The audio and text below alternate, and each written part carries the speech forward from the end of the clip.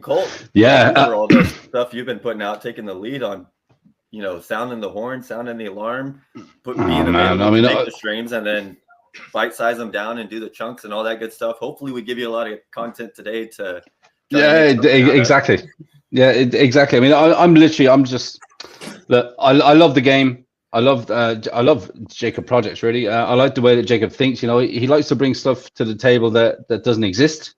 And he likes to build things which are real DeFi, true DeFi. What we're all here for. We're all here because like exactly what we're saying. We're all here because we fuck that rat race. I'm out.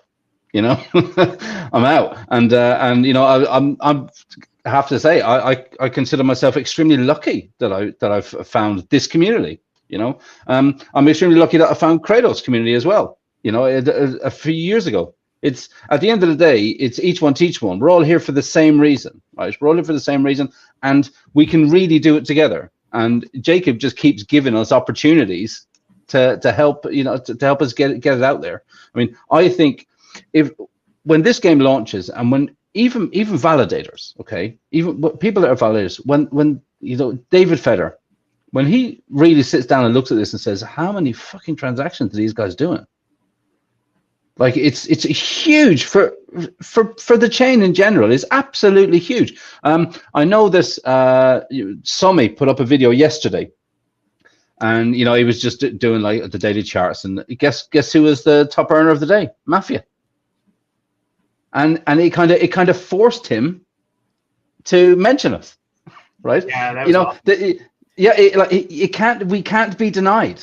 We refuse to be denied. And the proof is in the pudding, and green candles are just, it's our way just to get it out there. People can't ignore us for too long. It flabbergasts me when I think about how big this game is. The incredible thing about this too, and Cole, I know you've been in Jacob's ecosystem from the very beginning, right? Starting with BNB Pot, we both have.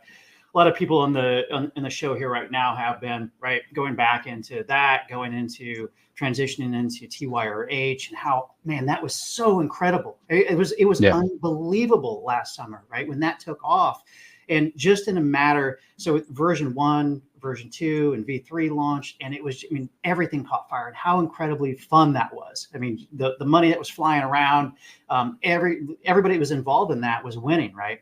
And then we had TYCZ that was supposed to come out, the adoption lobby, and the excitement that was around that. And then, we all know what happened, and how everything kind of went down leading us up to this point.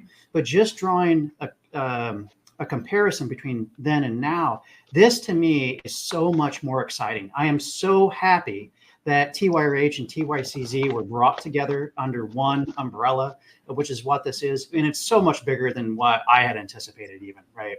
I think any of us. And the key aspect that makes this unique is the togetherness of it, the shared experience.